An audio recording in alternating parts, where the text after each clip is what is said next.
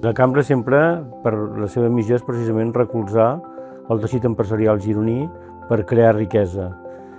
I per tant ha estat al darrere, jo diria que al davant, moltes vegades, de moltíssimes d'aquestes iniciatives que han revolucionat una miqueta la nostra economia, no?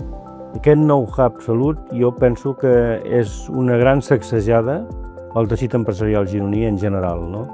És una exigència de que hi hagi més innovació i de que d'una vegada per totes es faci aquesta transició cap a l'economia del coneixement.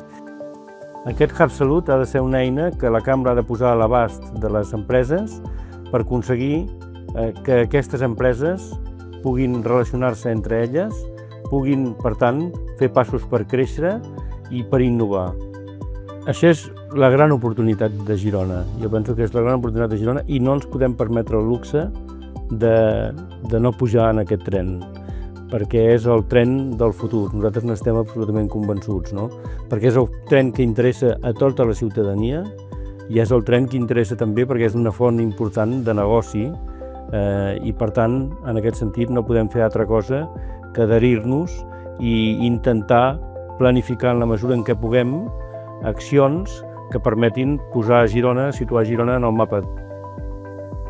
Els temps ens han proporcionat una ocasió única per aconseguir aquest treball conjunt del món del coneixement, el món de la investigació, el món de la docència, el món de la universitat, el món de la medicina, que és el món de l'hospital, i després el món dels emprenedors, el món de les persones que són capaces d'una idea transformar-la en una ocasió de creació de riquesa.